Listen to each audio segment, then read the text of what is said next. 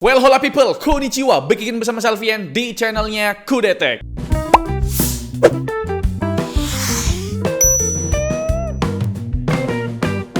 Agak aneh emang ya Realme 14 kemarin. Padahal dari dulu Realme angka series identiknya ya sama kemampuan kameranya bre. Malah dituker. Realme GT7 yang identik sebagai line up gaming malah ditonjolin sektor kameranya. Sedangkan Realme 14 malah jadi time to mega transform. Tapi tenang aja bre, kayaknya di Realme 15 series ini udah balik lagi ke marwah aslinya sebagai HP yang fokus di sektor kamera. Setidaknya ya kalau kita lihat gimmick marketing di websitenya yang bertuliskan AI Party Phone. Udah kagak ada lagi gimmick-gimmick time to mega transform ya. Tapi perlu kalian tahu kalau di Realme angka series ini udah nggak ada lagi yang varian Pro Plus-nya, udah hilang tuh. Jadi bakal ada 3 varian aja, yaitu Realme 15 Polos, Realme 15T, sama Realme 15 Pro. Yang kemungkinan ketiganya bakal masuk ke Indonesia. Nah di video kali ini kita bakal fokus nge-review sama yang namanya Realme 15 Pro aja, yang bakal jadi varian tertingginya ini bre. Tapi memang ya secara desain itu udah kagak seperti Realme angka series yang udah identik banget sama bump kamera yang melingkar bre. Bahkan di generasi ke-14 kemarin, Realme 14 Pro dan Realme 14 Pro Plus masih mempertahankan trademark desain bump kamera yang melingkar itu. Sayangnya ya, 2 varian tadi tuh nggak masuk Indonesia, yang masuk malahan time to mega transform gitu ya. Nah buat desain Realme 15 series menurut kami terkesan lebih generik alias biasa aja buat sebuah Realme angka series bre, yang biasanya tuh selalu tampil menawan. Bahkan kalau diadu sama desainnya Infinix Note 50 series, menurutku masih cakepan Note 50 series ya. Ya ini preferensi pribadi lah. Sebenarnya di Realme 15 series ini kesan mewahnya tuh udah coba dipertahankan dengan kembalinya menggunakan material kaca buat yang varian warna flowing silver dan juga silk purple. Sedangkan buat yang warna velvet green yang kita review ini malah pakai material kulit sintetis. Ya positifnya sih enak dipegang ya tanpa casing gitu. Terus framenya juga udah pakai aluminium. Kembali ke marwahnya sebagai Realme angka series yang build quality-nya premium. Gak kayak Realme 14 kemarin yang serba plastik. Tapi wajar aja ya, harganya itu cuma 4 jutaan yang kemarin pak. Finishing frame HP ini juga agak sedikit curve ya, bikin feel di genggaman itu makin nyaman dan juga nambah kesan mewah. Durabilitasnya juga semakin mantap karena udah lolos standarisasi MIL STD 810H dan juga IP69 yang bisa dibawa nyelam sampai kedalaman 2 meter selama 30 menit. Tapi ya kalau nggak perlu-perlu amat, nggak usah lah dibawa berenang ya, ntar rusak nangis. Loh,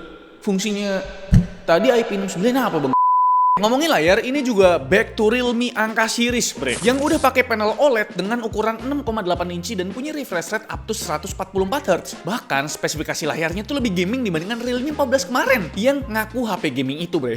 Resolusi layarnya ini 1280x2800 pixel dengan proteksi Corning Gorilla Glass 7i. Nah buat data colornya ternyata super istimewa bre, punya coverage gambut sRGB perfect di 100% dengan coverage gambut P3-nya di 98%. Angka brightness-nya juga memukau khas panel OLED. Minimumnya super redup dengan maksimum mencapai 550 nits buat pengujian di indoor bre. Dan terakhir buat akurasi warnanya ya cukup akurat ya di angka 2 delta rata-ratanya. Nah sekarang kita lanjut ngomongin senjata andalan dari Realme angka series, apalagi kalau bukan kameranya. Tapi jujur bre, aku pribadi rada kecewa karena lensa periskop telefoto harus absen di Realme 15 Pro ini. Sebagai gantinya Realme tuh ngasih lensa ultrawide yang resolusinya sama kayak main kameranya, yaitu di 50 megapiksel. Terus lensa utamanya juga 50 megapiksel pakai sensor dari Sony IMX896 dan dilengkapi OIS serta autofocus ya. Nah demikian juga dengan lensa selfie-nya yang sama-sama 50 megapiksel. Jadi memang triple 50 megapiksel tapi tanpa adanya telephoto lens. Padahal itu penting banget loh. Kenapa dihilangin gitu? Nggak apa-apa dah ultrawide-nya 8 megapiksel ya, tapi malah ultrawide-nya dinaikin, lensa telefotonya dihilangin. Aduh kacau. Untuk kualitas fotonya dipakai foto-foto pas kondisinya mendung, detailnya itu tetap tajam ya. Noise-nya tuh hampir nggak kelihatan. Warna juga nggak terlalu over, tapi ada yang berasa vivid kayak di foto gedung Big Quick ini. Tapi ada juga yang agak flat kalau banyak langit abu-abu di frame-nya bre. Sedangkan buat highlight-nya, kamera utamanya itu lumayan pinter buat nahan bagian terang. Cuma di langit mendung kadang masih gampang over dan jadi kehilangan gradasi halus bre. Sedangkan buat lensa ultrawide-nya yang sama-sama 50 megapiksel juga ya ternyata hampir bisa nyamain warna dari lensa utamanya bre. Tapi kadang lebih kontras dan buat detailnya tetap lensa utama bisa kasih detail yang lebih tajam. Nah justru yang kusuka itu adalah lensa selfie-nya. Detailnya tajam, blur di background-nya juga nggak terlalu over, tone muka kelihatan lebih natural, dan warnanya juga nggak over. Highlight dan kontrasnya juga tetap terjaga. Jadi lensa selfie ini aku suka ya. Sedangkan buat kemampuan perekaman videonya udah cukup memadai karena mampu merekam video 4K up to 60 fps di ketiga lensanya. Tapi sayangnya bre, di 4K 60fps kita tuh nggak bisa pindah dari lensa utama ke lensa ultrawide-nya. Jadi kalau kalian mau ngerekam pakai 4K 60fps di lensa ultrawide, ya sebelum rekam kalian harus ke lensa ultrawide-nya dulu. Nah kalau mau pakai semua lensanya ya kalian harus pakai 4K 30fps aja. Cuma memang nggak bisa pindah dari lensa belakang ke lensa selfie ya. Ya memang keluarga Oppo sama Realme ini masih belum bisa pindah-pindah lensa depan dan ke belakang. Itu baru Vivo Group doang. Bahkan Aiko juga nggak bisa pak.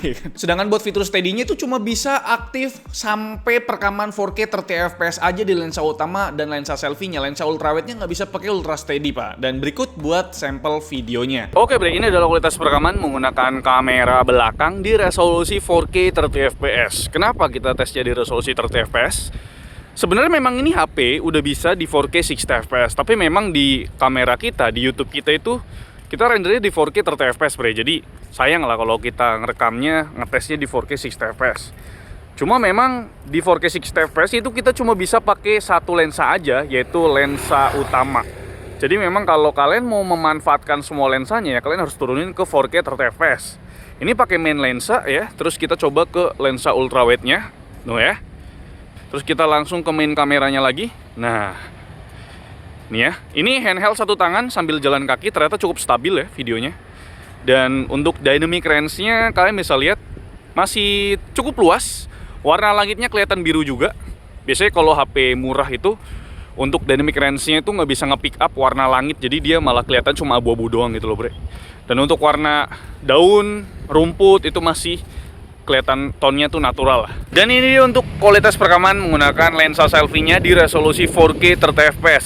Sebenarnya bre, lensa selfie dan kamera belakang itu bisa di 4K 60fps ya, 4K 60fps. Tapi memang kita tesnya di 4K 30fps aja buat supaya menyamai render di YouTube kita. YouTube kita soalnya 4K 30fps doang gitu loh. Dan kita membelakangi cahaya matahari ya, karena memang ini sekitar jam setengah 6 sore. Jadi ternyata muka aku masih bisa ke pick up, tapi memang belakang itu untuk warnanya ya langsung warna putih gitu loh. Dan kita coba untuk mendepani cahaya matahari. Nah, seperti ini. Jadi untuk dynamic range-nya ketika kita di posisi yang tepat, tidak membelakangi matahari seperti ini, Pak. Jadi cahaya dari matahari kita dapat, terus background-nya itu masih kelihatan tetap warna biru gitu loh. Dan ternyata di sini ada 3 tombol ya, ini 0,8, ini 1 dan ini 2. Jadi bisa kita zoom juga untuk lensa selfie-nya. Terus wide dia punya apa namanya? Lupa lagi. Lebih luas lah gitu ya. Aduh, aku hari ini tuh ngetes 4 HP bro. Jadi agak capek juga ya untuk ngetes 4 HP langsung ya. Dan untuk stabilisasinya ini kita nggak aktifin fitur steady ya. Ternyata masih oke juga. Dan kita coba untuk dipakai buat lari. Kalau tadi kan jalan kaki doang. Nah ini kita pakai buat lari tanpa mengaktifkan fitur steady. Gimana menurut kalian? Gimana perihal kameranya tadi? Apakah udah cukup memuaskan? Kalau aku pribadi ya cukup kecewa sama keputusan Realme buat nyunat lensa periskop ataupun telefoto gitu loh. Ya setidaknya kalau bisa ngasih periskop, ngasih telefotonya aja nggak apa-apa. Lensa ultrawide-nya 8 megapiksel nggak apa-apa dah gitu. Padahal lensa itu tuh cukup melekat di Realme angka series yang varian Pro Plus-nya bre. Nah ada fitur AI yang menurutku tuh bisa jadi tren kedepannya, yaitu AI Edit Genie. Jadi kita bisa edit foto cuma modal suara doang bre, nyuruh doang gitu loh pakai suara kita. Dan udah bisa pakai bahasa Indonesia, jadi nggak perlu pakai bahasa Inggris. Jadi kalian bisa ganti backgroundnya kayak lagi di Paris lah, atau tambah karakter artis kayak misalkan Lisa Blackpink atau Elizabeth Olsen dan lain sebagainya. Atau ganti setelan baju yang dipakai atau nambah objek kayak kacamata kayak gini bre. Asli ini fitur AI seru sih. Bukan cuma basic AI eraser atau AI lain yang ada di galeri ya. Intinya ya ini kalian harus coba ya. Lumayan lagi dan bisa bikin temen iri gitu karena cuma di Realme 15 series tauku yang bisa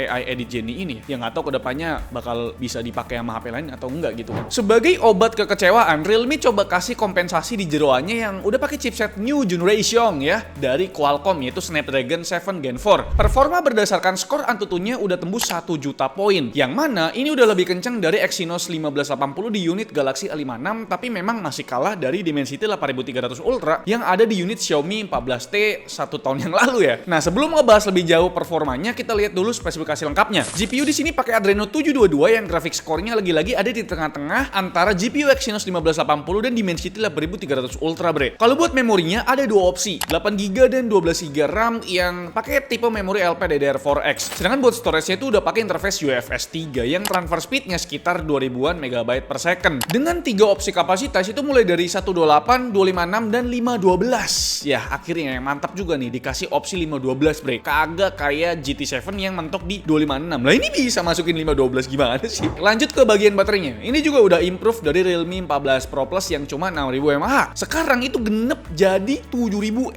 mAh. Gokil sekali nih baterainya ya. Tapi entah kenapa ya, bre, berdasarkan tes kita pakai PC Mark dengan mode baterai balance, baterai life-nya tuh nggak begitu awet ya. Cuma dapat sekitar 14 jam aja. Setauku sih kalau baterai 7000 mAh tuh bisa lah sampai 18 ataupun 19 jam gitu loh. Sedangkan buat chargernya tetap dikasih charger dengan teknologi SuperVOOC up to 80 watt ultra charge yang bisa ngecas 50% baterai dalam waktu 30 menit. Dan chargernya kalian dapat di paket pembelian. Terus anti goresnya juga tetap dapat di paket pembelian. Jadi nggak usah beli charger sama nggak usah beli anti gores lagi karena udah dapat gitu loh. Sedangkan buat waktu ngecasnya itu cuma butuh waktu 1 jam 2 menit aja buat ngecas baterai 7000 mAh ini. Jadi memang ini super kenceng lah buat chargernya. Buat info cooling sistemnya ternyata masih sangat diperhatikan oleh Realme walau HP ini bukan lagi HP gaming, bre. Dikasih vapor chamber berukuran 7000 mm persegi. Pantas aja pas kita running CPU throttling test hasilnya masih sangat hijau dengan angka performa di 84%. Sedangkan buat stress test 3D Mark dapat angka stability yang hampir sempurna di 99,7%. Entah ini si chipnya yang memang nggak panas atau memang cooling system vapor chamber yang 7000 mm ini yang bagus buat menghandle Snapdragon 7 Gen 4 ya.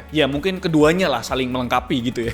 Sekarang kita masuk ke pembahasan performa mulai dari kemampuan editing videonya. Seperti biasa kita tes buat render video 1080p durasinya 1 menit di KineMaster. HP ini cuma butuh waktu 33 detik aja buat ngerender videonya, bre. Lanjut ke performa gaming. Sebelum itu, bre, kita pakai GT mode di utilitas gamenya biar tahu kemampuan maksimal dari HP ini. Game pertama ada Mobile Legends yang tentu aja udah kebuka 120 FPS selama 30 menit permainan. Memang ada penurunan FPS beberapa kali, tapi bukan yang mengganggu gitu, bre. Masih bisa diwajarkan. Super mukanya di sisi layar udah tembus 41 derajat sedangkan backdoornya di 40,5 derajat Celcius. Kalau buat baterainya main 30 menit berkurang 7%. Game kedua ada PUBG Mobile, sayangnya frame rate yang kebuka cuma mentok di 90 FPS dan buat ngejar performa 90 FPS bukanlah hal yang susah buat HP ini. Frame rate-nya juga stabil banget nih ya, dan buat suhunya udah lebih hangat dari Mobile Legends. Sisi layar 43 derajat dan sisi belakangnya tuh di 42 derajat Celcius. Tapi karena cuma ngerender 90 FPS, penggunaan baterainya 1% lebih irit walaupun sama-sama main 30 menit, bre. Game selanjutnya ada Delta Force yang cuma kebuka frame rate 60 FPS. Tentu bukan persoalan yang susah buat HP ini mainin Delta Force di 60 FPS, bre. Suhunya pun cenderung lebih adem ketimbang di game PUBG tadi ya, dan konsumsi baterainya pun sama ya, main 30 menit berkurang 6%. Lanjut lagi ke game Genshin Impact yang kita mainkan di preset highest 60 FPS, tapi nyatanya FPS yang didapat tuh cuma 40-an FPS aja, bre. Tapi ya memang ini udah mantap lah. Tidak ada drop FPS sama sekali selama 30 menit permainan. Kalau mau lancar 60 FPS ya turunin aja grafiknya ke medium lah. Terus buat suhunya di kedua sisi di kisaran 42,4 derajat Celcius dengan konsumsi baterai yang masih cukup awet berkurang 6% buat 30 menit permainan, bre. Ya cukup impresif lah buat main Genshin Impact. Game terakhir ada Wuthering Wave yang kita tes presetnya high 60 FPS, tapi ya sama seperti Genshin Impact tadi, FPS yang didapat tuh masih di bawah 40 FPS. Bedanya di game ini tuh performanya sangat fluktuatif ya, bahkan gak jarang drop FPS di bawah 30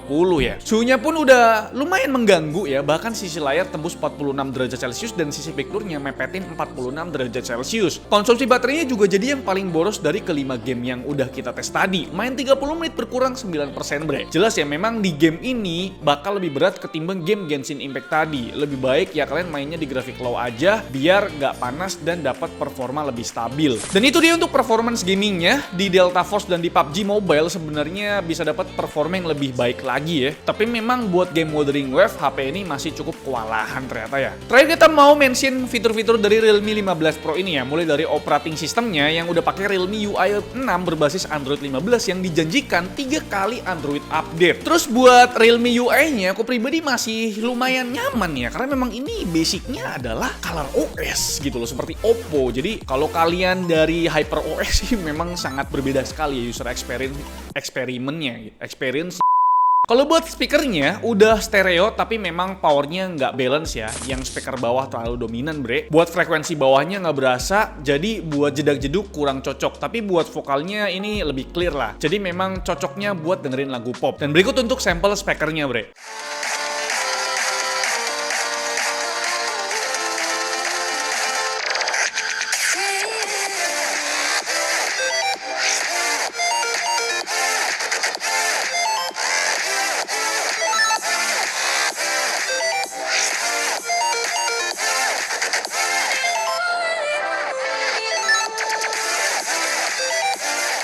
Fitur selanjutnya yang jadi jualan utama dari HP ini adalah AI Party Phone yang memberikan beragam fitur buat keperluan foto-foto party yang biasanya minim cahaya. Terus ada AI Edit Genie yang tadi udah kita jabarin yang memang bakal jadi tren AI buat kedepannya bre. Sedangkan buat konektivitasnya tentu udah support dual SIM 5G tapi memang belum support eSIM ya sayangnya. Wi-Fi-nya masih generasi ke-6 dengan Bluetooth versi 5.4. Selain itu ada juga fitur NFC, infrared blaster, bypass charging, dan fingerprint-nya udah in display walaupun memang belum ultrasonic. Wajar karena memang ini bukan HP flagship bre. Jadi sekarang kita masuk ke kesimpulan ya. Dengan harga sekitar 6-7 jutaan, apakah Realme 15 Pro bisa meningkatkan market share Realme di pasar Indonesia yang kian hari makin menipis bre? Di rentang harga yang sama dan spesifikasi yang mirip, pesaing langsungnya udah jelas ada Vivo V60 dan Honor 400. Belum lagi kompetitor yang speknya berbeda kayak misalkan Iqoo Neo 10, Xiaomi 14T, bahkan Poco F7 Pro. Ya memang cukup berat bre buat Realme 15 Pro masuk di pasar ini, apalagi dapat sunatan di lensa telefoto periskopnya sampai desainnya udah nggak menawan kayak pendahulu-pendahulunya bre. Tapi gimana menurut kalian dengan kehadiran Realme 15 Pro ini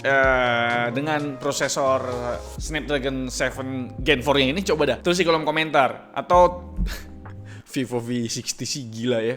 Atau mungkin ya saudaranya lah Oppo Reno 14 ada telefoto ya. Kalau 5 juta sih mungkin aku bisa rekomendasiin ya. Coba dah tulis di kolom komentar mengenai pendapat kalian bre. Like video ini kalau kalian suka, dislike kalau kalian jelek banget, dan jangan lupa untuk tekan tombol subscribe yang orang putih karena bukan orang merah lagi ya. Salvian Slakos di channel Cakam. Terima kasih, sampai jumpa di video selanjutnya. Bye bye.